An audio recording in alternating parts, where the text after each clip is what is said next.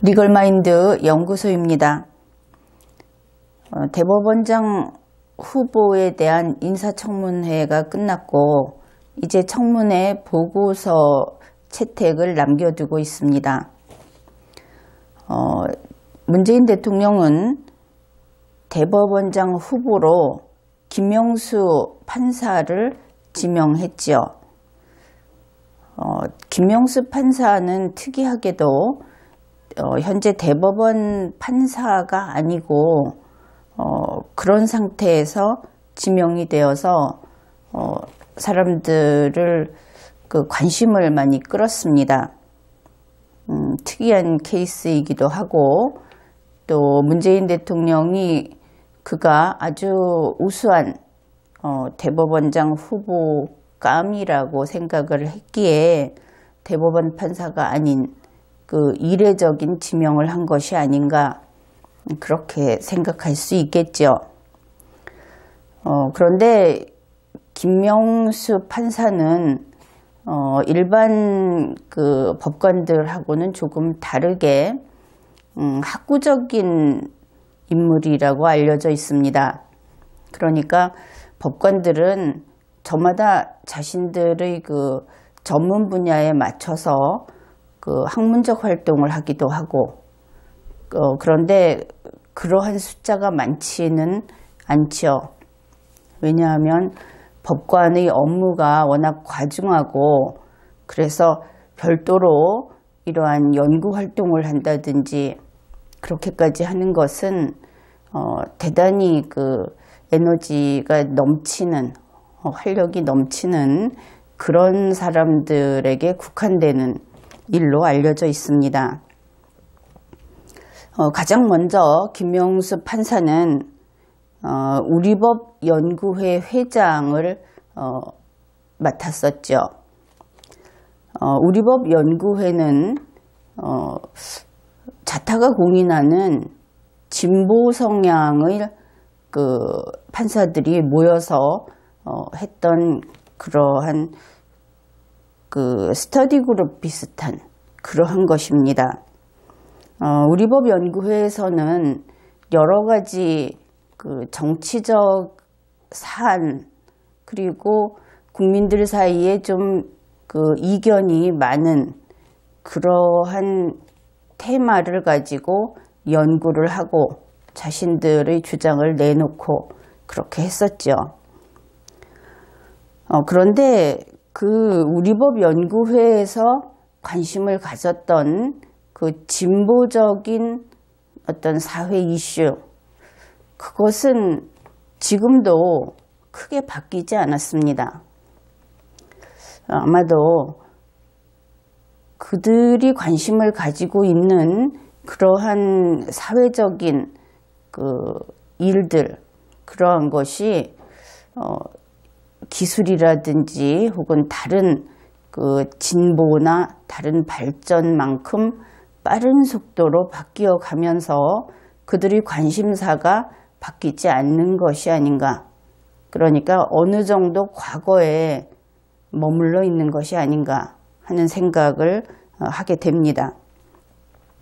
그는 우리법연구회 회장을 했었고 우리법연구회는 법원에서는 물론이고 우리나라에서 법관들이 그러한 연구 활동을 하는 것은 바람직하지 않다는 그러한 지적을 받았죠. 그러한 연구회이고 이어서 다시 법원 국제인권법연구회의 초대 회장 그러니까 제1회 회장을 맡았습니다. 이 국제인권법연구회라고 하는 곳은 이름처럼 국제인권을 연구해야 하는 곳이죠. 그런데 대한민국 법원에 있는 판사들은 대한민국 공무원이고 그들이 거기에서 학술활동을 하라고 국가에서 그들에게 급여를 준다든지 혹은 그러한 판사라고 하는 아주 독특한 법적 지위를 준다든지 하는 것은 아닙니다. 물론 그들이 사적인 시간을 활용해서 개인의 취미를 즐기듯이 그렇게 국제 인권에 대해서 관심을 가지고 거기에 대한 활동을 할 수는 있죠. 그런데 특이한 것은 이 국제인권법 연구회라는 것은 대법원에서 인정한, 대법원의 지원을 받는 그러한 학술단체로서 활동을 했다는 점입니다. 이 부분은 그 법원이 과연 판사들에게 어디까지 지원을 할 것이고, 그리고 법원의 활동 범위가 어디까지인지 좀 생각을 해봐야 될 그러한 부분입니다. 왜냐하면 법관이 그러한 연구 활동을 하는 것까지, 그렇다면 그 연구 활동은 법원이 특정 목표를 가지고 밝혀내고자 하는 목적이 있을 때 그러한 활동을 해야 하겠죠. 그런데 국제인권법 연구회는 일반적인 학회와 동일하게 그 회원들이 스스로 주제를 선택하고 스스로 추구하고자 하는 그러한 사항들을 탐구했던, 그야말로 그 개인들이 하는 연구회와 같은 그러한 것이었습니다. 다만 그들이 대내외적으로 판사라는 그 법적 지위를 공개한 채 이러한 활동을 했다 하는 부분은 법원에서 이 부분에 대해서는 좀 분명한 해명과 또 이 연구회의 위치가 어떠한 것이고 법원이 어떤 공익을 위해서 이것을 유지했는지 국민에게 충분한 해명이 있어야 할 것으로 봅니다. 김명수 판사는 법원 국제인권법 연구회의 초대 회장이었습니다.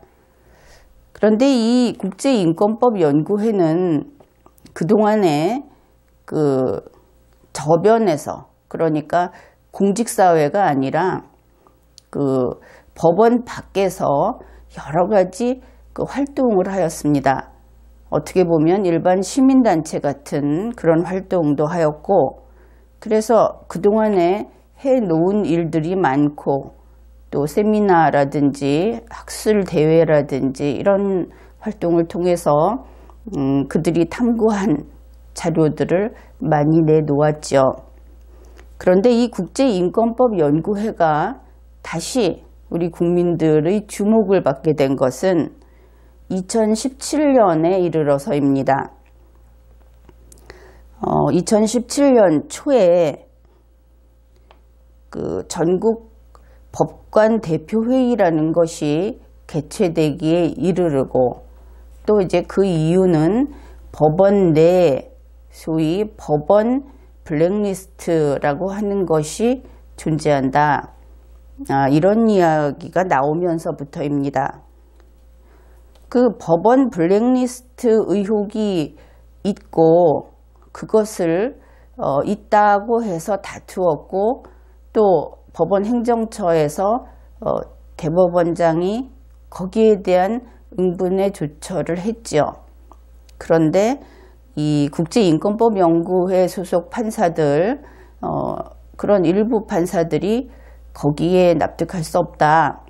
그래서 블랙리스트 의혹에 대해서 재차 조사를 해달라, 이러한 요구를 했고, 그것이 차성환 판사라는 사람이 그 내부 게시판에 글을 쓰면서 또 일정 숫자가 될 때까지 청원을 받겠다. 그래서 이 의혹을 밝히자 하는 이야기를 함으로써 다시 이 판사들의 어떤 행동으로 옮기는 그러한 일이 촉발되었습니다. 그때 차성환 판사와 같이 이러한 활동을 했던, 전국 법관 대표회의하고 관련된 활동을 했던 사람이 김예영 판사라고 있고, 이 사람은 지금으로부터 거의 10년 전부터 눈에 띄게 이러한 활동을 했던 사람이고, 또 국제인권법 연구회의 그 학예 팀장을 맡고 있는 그런 사람입니다. 이 두 명을 이름을 드는 것은 그 인터넷상에 공개적으로 자신들의 활동과 목표에 대해서 글을 썼고 또 언론에 인터뷰도 했고 그렇게 해서 좀 알려지게 되었기 때문에 특별히 소개를 해 보았습니다. 그래서 이 법원 블랙리스트 의혹에 대해서 법관들의 의사를 결집해서 대법원장을 움직여 보겠다 했던 그러한 활동이 올 여름에 이제 계속 이어졌죠. 여기에 법원 국제인권법 연구회 회원이 상당수가 여기에 참가하고 회원이 아닌 판사들도 참가를 했습니다. 그런데 연구회 회원이 절대 다수였던 것으로 알려졌고 그래서 전국 법관 대표회의가 1차, 2차, 3차 이렇게 개최가 되었습니다. 이들은 전국 법관 대표회의에서 전국 법관 대표회의를 상설화해달라. 그러니까 이것을 법정기구로 만들어달라고 요구를 했습니다. 그리고 이 판사들이 대법원장의 권한을 직접 제안을 하겠다. 여기에 대해서는 잠시 후 다시 살펴보기로 하죠.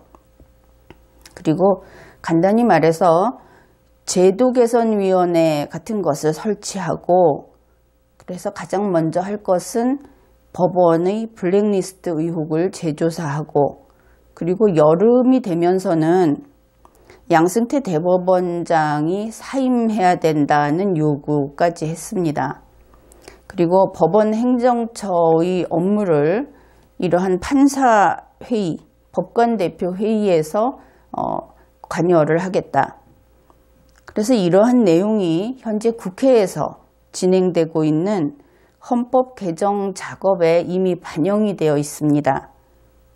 법원 행정처는 지금까지는 별개의 기구로 나뉘어 있었는데 이것을 여기에서 하는 그 중요한 일이죠. 법원의 그 관리 자체를 맡고 있는 곳이니까 기계 같으면 그야말로 모터 같은 그런 곳인데 이 법원 행정처를 국회의원 그리고 변호사 그리고 이 평판사들 이런 사람들이 나누어서 그 관여를 할 수 있도록 해야 한다 하고 그러한 그 헌법 개정 그 안에도 이 부분이 반영되어 있습니다. 전국 법관 대표 회의에서 구체적으로 하고자 하는 것은 아주 실리적인 것입니다. 하나는 사무분담에 그 관여를 하고 싶다. 예를 들어서 어떤 사건을 배당하게 되죠. 그러면 어떤 사건은 더 선호하고 또 어떤 사건은 그렇기 때문에 먼저 배당이 되어버리면 다른 사람들은 그 기회가 없고 이런 일들이 똑같이 있습니다. 법원도 어차피 사무를 보는 조직이니까 그렇죠.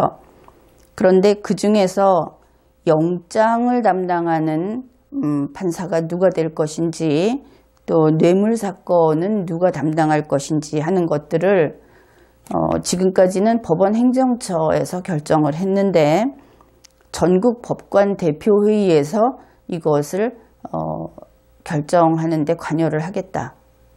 이러한 이야기를 했습니다. 그 다음에 그 법관은 일단 그 10년의 임기가 있죠. 그래서 그 기간 동안에는 해임을 못합니다. 그렇지만 지방으로 전보는 될 수 있죠. 그런데 이들이 주장하는 것은 자주 지방으로 가게 되면 그 원치 않는 일이니까 그러한 인사제도도 개선을 하고 또 법관의 임기를 종신제로 하고 싶다.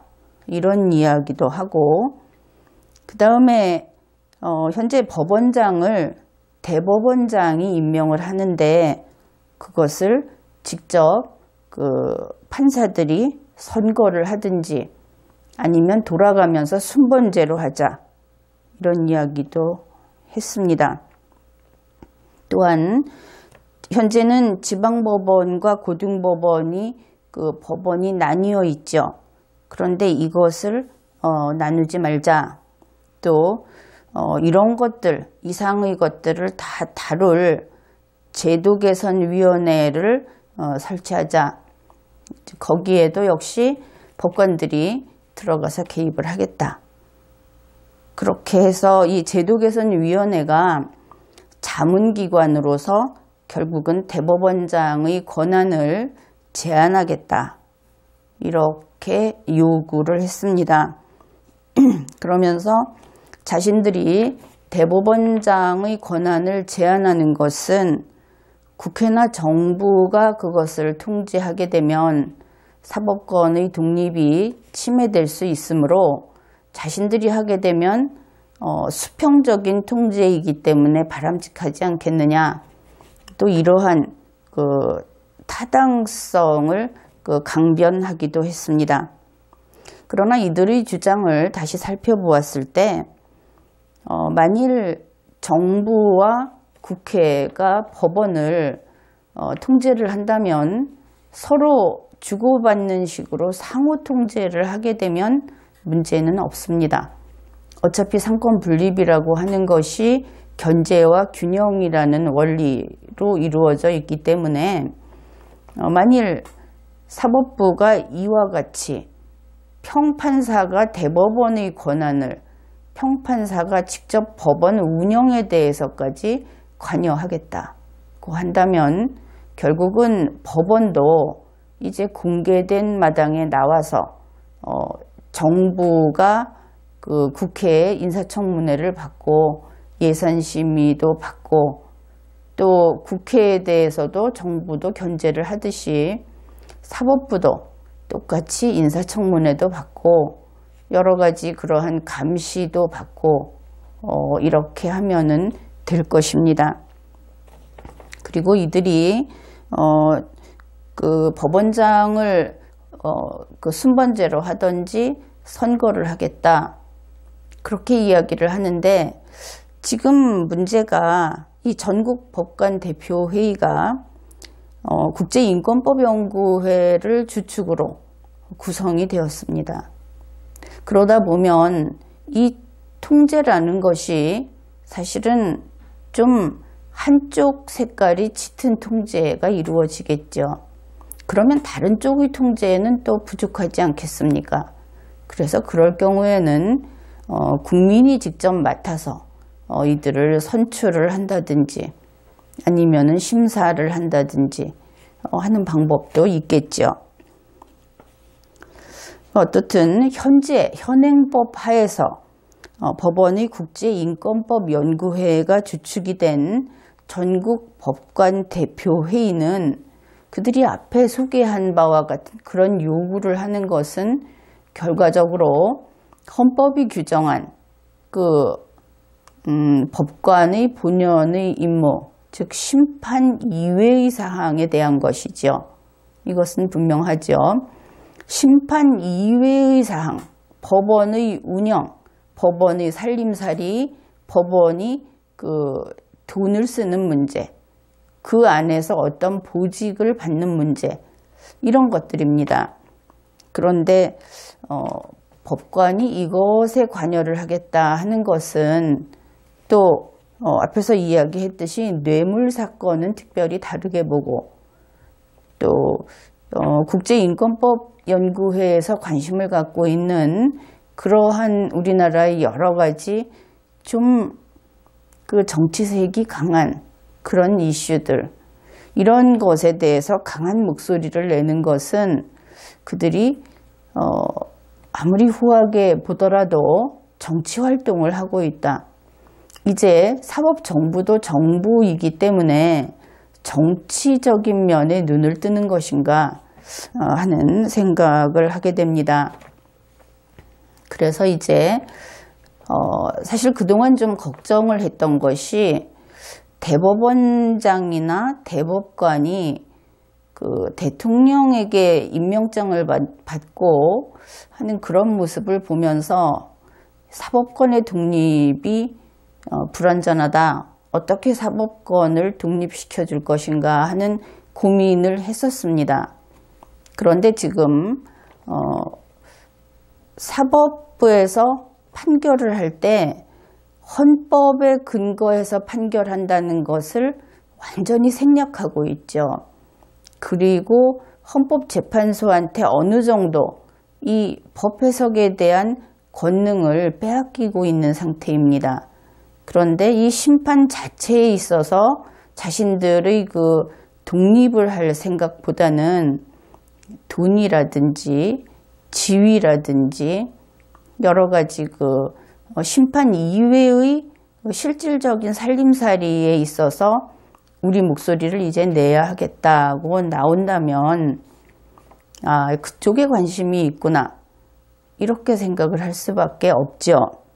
그래서 이제 국민으로서는 사법부의 독립보다 사법부를 어떻게 통제할 것인지 그러한 고민을 해야 하는 때가 되었습니다. 이제 김명수 그 판사에 대해서 그리고 이 국제인권법 연구회에 대해서 더 좀 그 심도 있는 이야기를 나누어야 할 텐데 그것은 바로 이어서 다음 회부터 하기로 하죠. 이번 회에는 여기까지 하겠습니다.